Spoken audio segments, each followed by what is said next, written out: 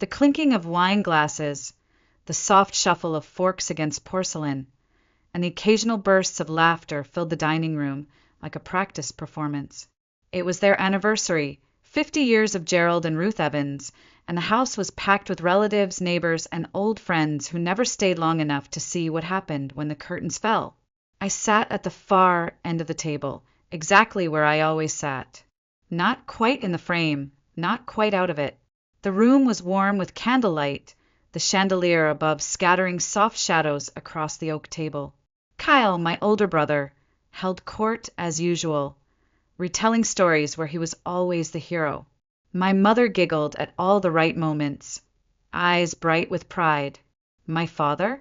He didn't even look my way. He hadn't said a word to me since I walked in. Just a tight nod that might have been a blink if I hadn't paid attention. I tried to smile through it. I had told myself this dinner would be different. I had bought a new dress, one that felt like strength, not softness. I had even brought a small gift, an old photo of our family, restored and framed in polished walnut. It sat unopened beside the centerpiece, like I hadn't handed it over an hour ago. I was about to excuse myself quietly when my father's voice cut through the room. "Don't pretend you matter to us." The sentence hung in the air like smoke, slow, suffocating. Then he added, without even turning his head, "You're just here because your mother insisted." Every fork paused midair. My chest tightened. My hands curled in my lap to keep from shaking. But the worst part wasn't the words themselves. It was how normal they felt. Like they were part of some unspoken script I'd memorized since childhood. Like I should have seen them coming. Kyle let out a short laugh, then muttered, "Honestly, we forget you exist half the time." I looked around. No one moved to stop him. No one said my name. The same faces I knew all my life, and not one of them looked surprised. The heat in my chest rose, so quickly I thought I might choke on it. But no tears came. Not this time. Instead, I reached for my glass of water, tapped the rim with the handle of my fork. Once. Clear and deliberate. The room fell silent. Even Kyle's grin faltered. "I won't take much of your time," I said. My voice was steady, almost too steady. "Just 3 sentences." I stood up slowly. My knees didn't shake. My hands didn't flinch. My heart pounded, yes, but it wasn't fear. It was certainty. The kind that only comes when you've been silent for too long. Every eye turned to me now. Even my father finally looked. He raised an eyebrow, like I was about to embarrass myself again. I held his gaze. The first sentence came out quiet, but it landed like thunder. "I have loved this family with every part of me that you decided wasn't good enough." Someone exhaled sharply. I didn't know who. My mother blinked.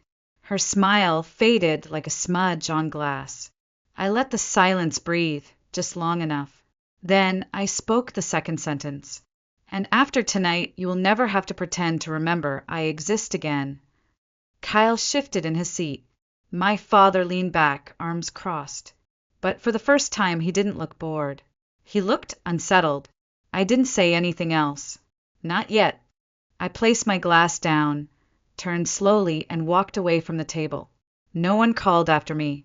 Not yet. Not until I reached the front door. My mother's voice finally cracked the air, soft, pleading. "Jordan." I didn't stop.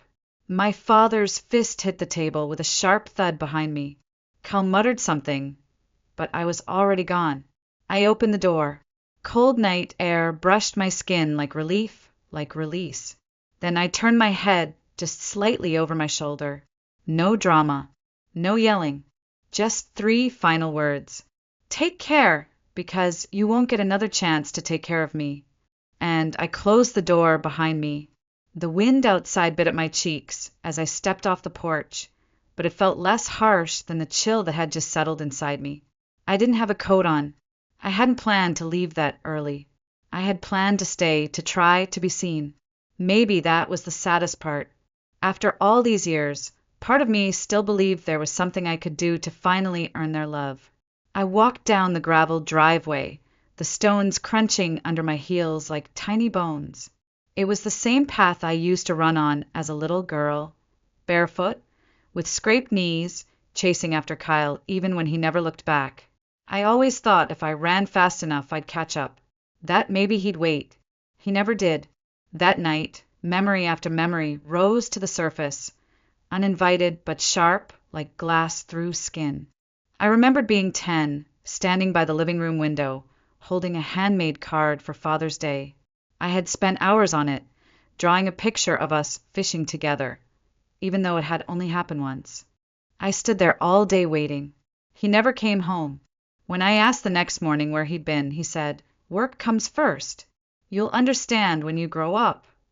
But I did grow up, and I still don't understand. I remembered my 12th birthday. My mom asked if we could keep it simple this year. She baked a lopsided cake and bought me a book from the discount bin, while Kyle got a surprise party with 20 kids, pizza, balloons, and a brand new bike the year before. When I asked why he got so much more, she smiled tightly and said, "Kyle's more social, sweetie. It's different." I remembered my high school graduation. I walked across the stage in a cheap cap and gown I paid for myself, scanning the crowd for familiar faces and found none. Afterward, I checked my phone, one message from Mom. "Sorry, couldn't get out of work." You understand, right? That was always the expectation. That I would understand. That I wouldn't need. That I would settle for scraps and call it love. I remembered the family vacations I wasn't invited to, the dinners I cooked that were eaten without a thank you, the holidays where my name was misspelled on the card, if it was written at all. I remembered being invisible and still showing up. I had spent so many years trying to earn my place at a table that was never set for me. So many years twisting myself into someone more agreeable, more quiet, less sensitive, less dramatic. But no matter how much I shrank, I never fit. I was either too much or not enough.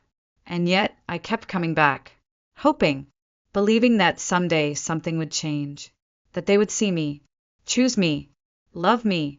But tonight had ripped that illusion from my hands and shattered it across the floor.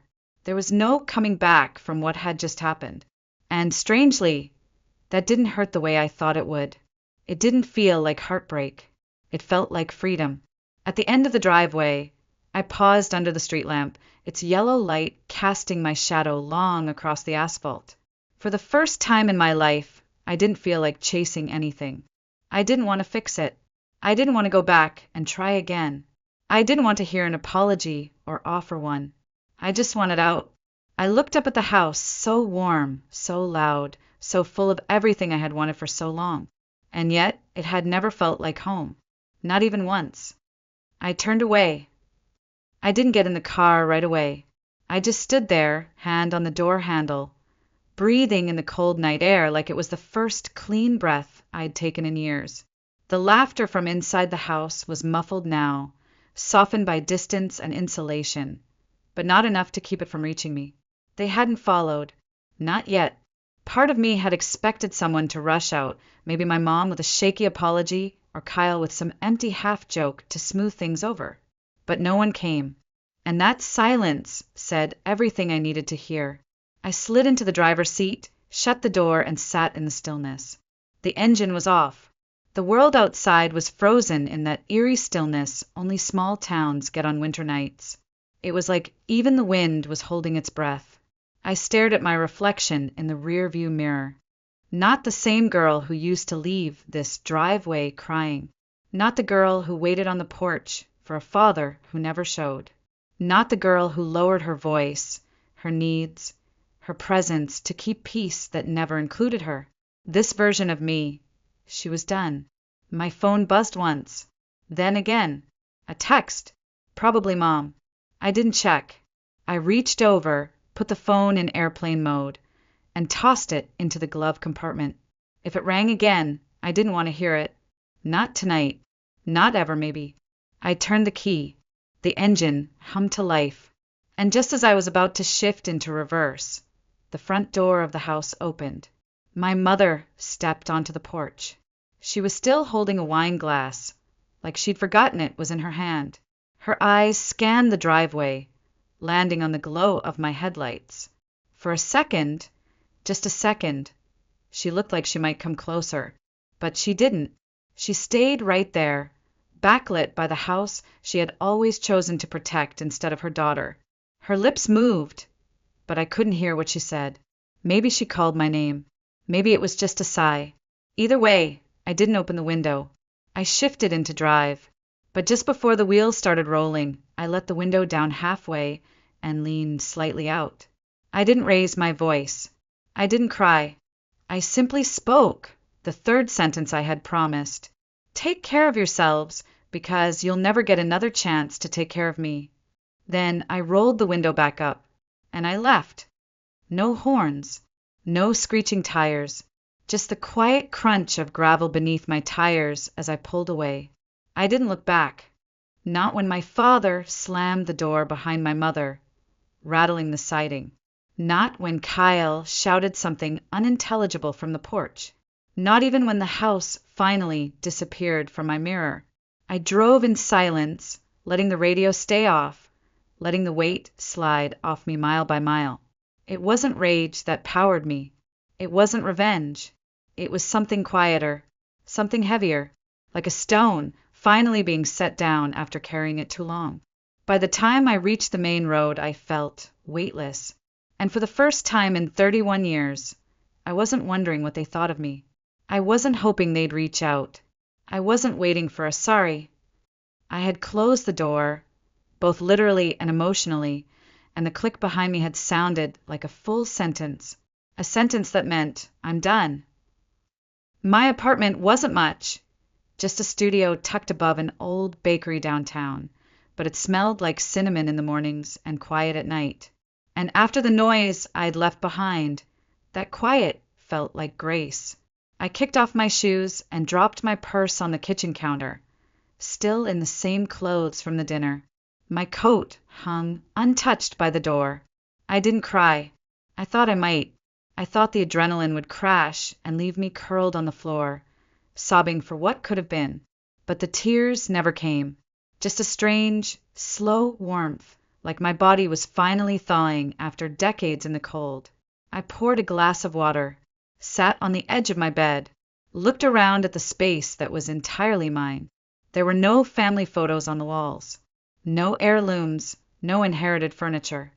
Just books I loved, messy notes taped above my desk, a houseplant I kept forgetting to water, and a second-hand lamp that cast the room in soft amber light. It didn't look like much, but for the first time it felt like home. The silence was thick, but not heavy, not hostile. It wasn't the kind of silence I'd grown up with, the kind that punished. This was different. This silence was permission. Permission to rest. Permission to be. I curled up under the quilt my college roommate had given me years ago and let the weight of the night settle in. I thought I might sleep restlessly, but instead, I drifted off faster than I had in months, maybe years. The next morning, I made coffee slowly like it was a ritual. I didn't check my phone. I didn't open emails. I just sat by the window, steam curling up from the mug in my hands, and watched the street below come alive. People heading to work, kids laughing in puffy jackets, shopkeepers unlocking their doors.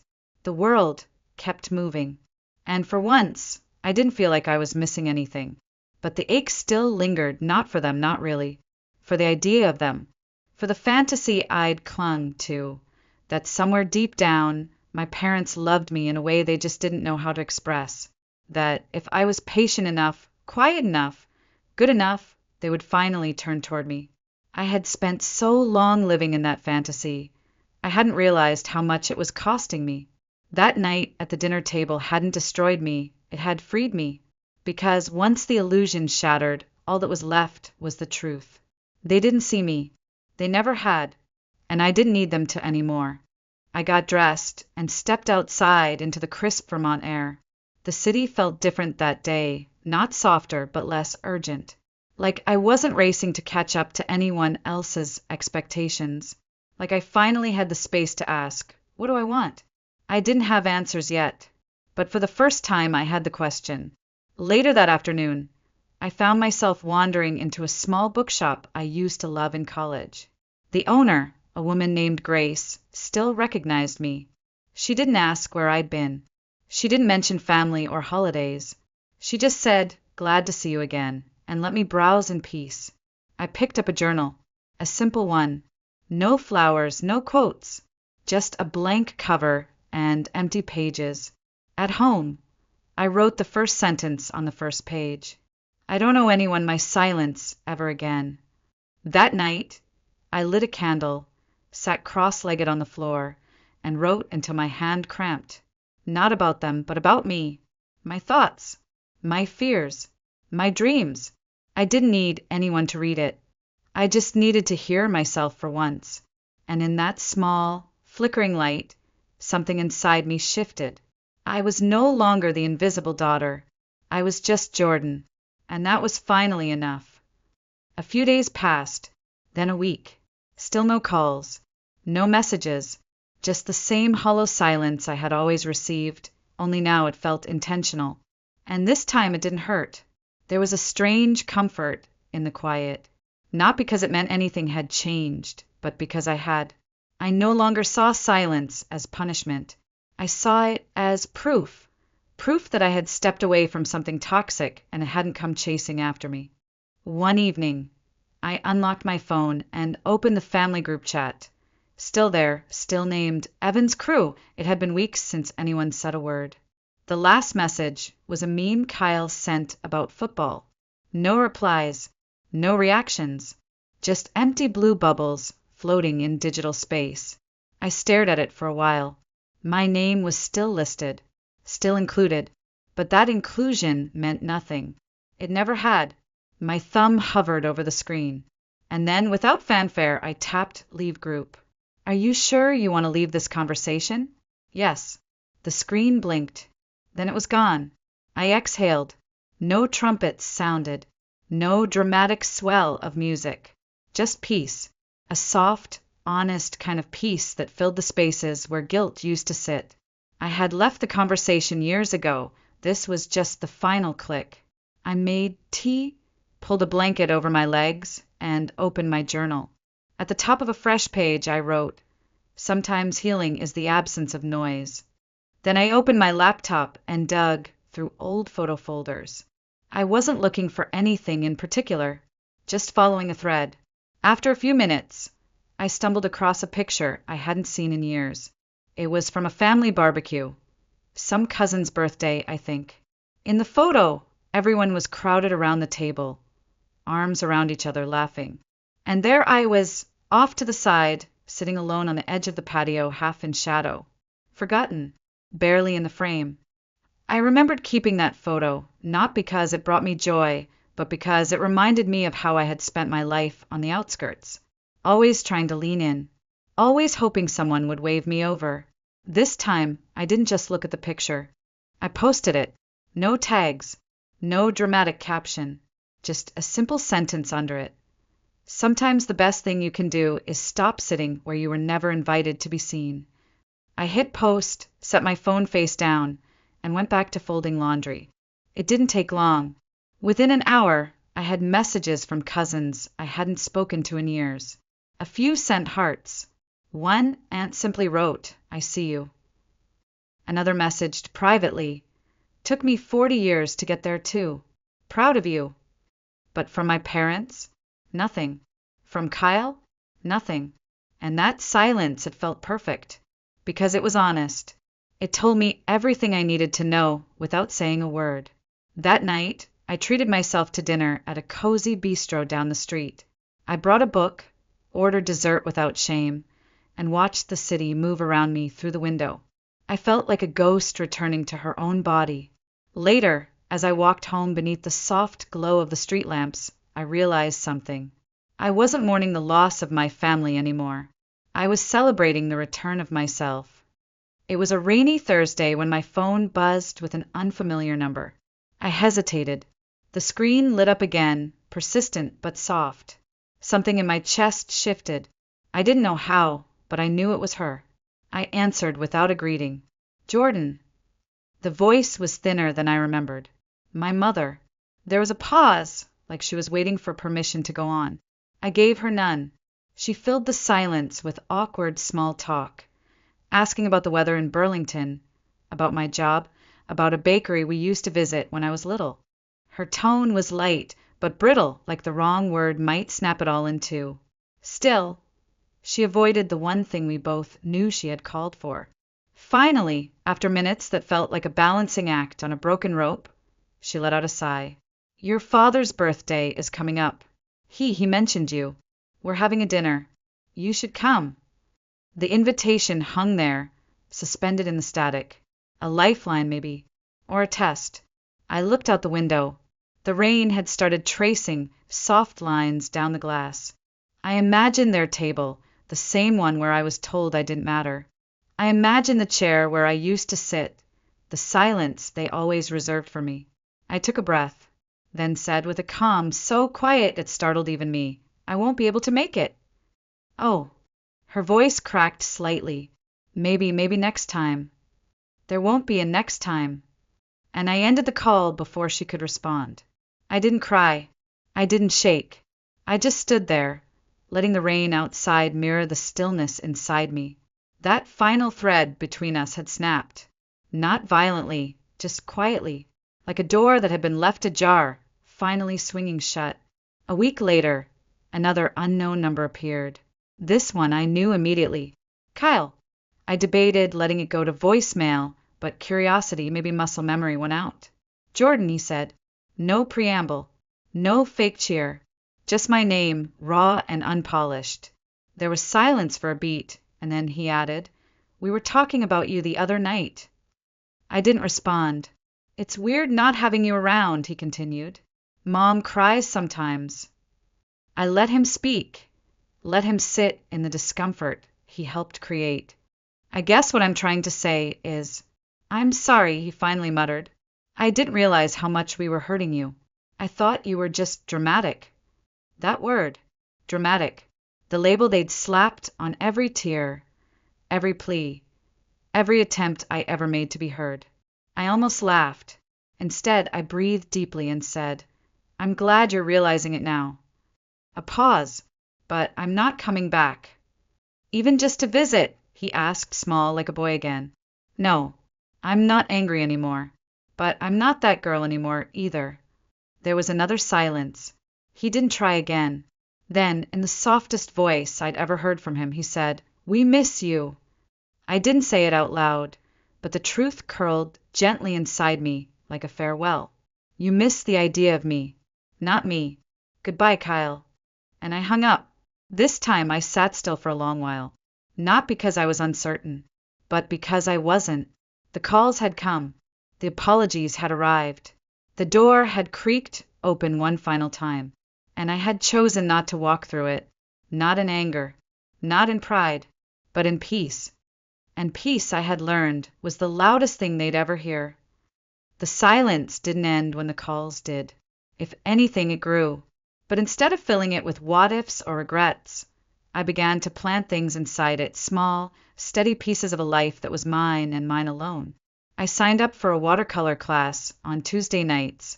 It had been years since I'd picked up a brush, but the moment I sat at the easel, something inside me softened. I wasn't painting for approval or praise. I was painting for quiet, for joy, for breath. On Saturdays, I visited the farmer's market. I stopped at the same flower stand each week, where an older woman named Margot always tucked an extra sprig of lavender into my bouquet. For calm, she said. And each week I smiled genuinely. My apartment changed too. I added things slowly. A crooked shelf I built myself, soft yellow curtains that made the mornings feel warmer. A rug I found at a thrift store that didn't match anything, but made me laugh. I put up photos, not of people, but of places I'd loved, moments that belonged only to me. A foggy lake in Maine, a city skyline at dusk, a close-up of my hands covered in clay from a pottery class I took on a whim. I started sleeping better, deeper, like my body had finally stopped bracing for impact. There were still moments, of course. Moments when the past tried to claw its way back in, usually late at night, or when I heard a song from childhood, or caught a glimpse of someone who looked a little too much like my mother from behind. Grief didn't vanish. It just changed shape. But now, I let it visit without letting it stay. At work, things shifted too. I stopped volunteering for tasks just to prove my worth. I stopped apologizing for speaking up. I stopped shrinking in meetings. And one afternoon, after presenting a project I'd poured my soul into, my manager looked at me and said, "I hope you know how valuable you are." I smiled and said thank you, but inside I whispered I'm learning. That winter, I hosted my own holiday dinner. Not a grand event, just a few friends who had become family in their own quiet way. We ate potluck style around my little table, candles flickering, jazz playing low in the background.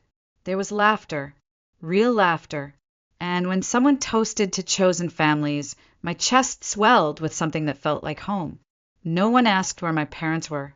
No one mentioned Kyle, and I didn't offer anything. I didn't need to. This life, this messy, imperfect, beautiful thing I was building was enough. I didn't build it out of spite. I built it out of love. For myself. For the girl who had once tried so hard to be seen, and now saw herself clearly for the first time. Some days, I still looked in the mirror and found pieces of her, tucked in the corners of my eyes, curled into my smile. She hadn't disappeared. She had simply grown. She had stepped into a new version of herself, one that didn't need permission to take up space, one that didn't wait to be invited to the table, one that had built her own. And every time I sat at it, surrounded by warmth that was real, by love that didn't ask for performance or proof, I felt it. Not revenge, not even justice, just peace. It arrived on a Tuesday, a plain white envelope, slightly wrinkled, tucked among bills and coupons. No return address, but the handwriting, elegant but trembling, was unmistakable. My mother's. I stood at the kitchen counter, staring at it for a long time. My thumb brushed the edge. I didn't feel dread or anger, just stillness. Eventually I opened it. Inside was a single sheet of paper, folded carefully, ink smudged in places. There were no grand declarations, no begging, just a quiet string of words, like someone trying to walk across thin ice without making a sound. She wrote about missing me, about how time had made her reflect, about how things she once thought were small, forgotten birthdays, empty seats, dismissive remarks, had begun to echo in her chest. She said she wished she had been braver, that she had spoken up more, that she had loved better. She said she hoped I was doing well, and that I had found peace. And at the very end, one line stood alone, written in slightly shakier script. I don't expect forgiveness. I just wanted you to know I see it now.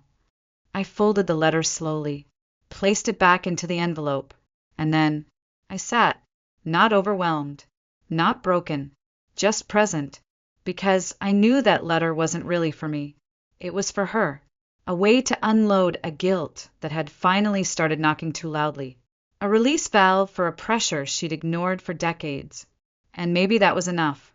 But I didn't write back, not out of bitterness, not out of spite, but because I no longer owed explanations to people who had once looked straight through me. I didn't need to help her feel better about what she hadn't done. I didn't need to reopen wounds just so she could understand how deep they had gone. Sometimes silence is the kindest closure. Later that evening, I made tea and sat by the window, watching the snow fall in slow spirals beneath the streetlights. The letter rested on the coffee table beside me, untouched, unanswered. I thought about the girl I used to be, the one who would have clutched that letter like a lifeline, who would have read it again and again, dissecting every word, hoping it meant things could go back to the way they were. But I didn't want things to go back. That version of me was gone. And in her place was someone who had survived, someone who had chosen herself. I picked up the envelope and tucked it into a drawer, not to hide it, but to place it where it belonged in the past. Then I lit a candle, the same one I always lit when I needed grounding. And I whispered, not for anyone else to hear, "I'm not angry. I'm free." There was no celebration, no cathartic sobbing, just a quiet acceptance that felt heavier and holier than anything I'd ever known. And in that stillness, I made a promise to myself. I would no longer carry other people's shame. I would no longer make room at my table for those who once told me I didn't belong. I would live a life so full, so rich with honesty and peace that no apology, late or otherwise, would ever be needed, because I had already given myself everything they couldn't, and that, in the end, was the truest closure of all. Months passed, and with every one of them, the distance between me and the life I left behind grew wider, quieter. The chair I once occupied at family dinners, still empty, I imagined. My name, once tossed around as the punchline to jokes, now lingered in awkward silences. The space I left behind didn't just vanish, it expanded, echoed, asked questions none of them could answer. But I didn't have to be there to witness it, because my absence had become its own kind of presence. Not loud, not dramatic, just undeniable. I wasn't angry. I wasn't punishing them. I had simply removed myself from the role they cast me in without my consent. The role of the scapegoat, the outsider, the too sensitive one. And without me, the script no longer worked. There was power in that. More power than I'd ever found in confrontation. More than any slammed door or shouted monologue could have given me. I used to think closure meant mutual understanding.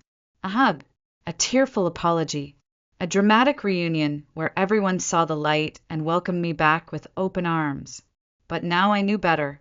Closure was choosing not to explain, not to perform, not to hope. It was lighting a candle, cooking dinner for one, and dancing barefoot in my kitchen while the world outside went on. It was taking up space in a life I had built with my own hands, and not looking over my shoulder to see if they approved. One chilly evening, I walked into a quiet cafe tucked between two bookstores downtown, a place where no one knew my name, where no one expected anything from me. I ordered a cappuccino, sat by the window, and watched the world drift past in reflections and raindrops. I stirred the foam slowly, letting the heat warm my palms. No phone in my hand, no ghosts in my chest. I felt whole, not because someone told me I mattered, but because I had stopped asking. Somewhere behind me, a couple laughed. Someone else hummed along to the music overhead.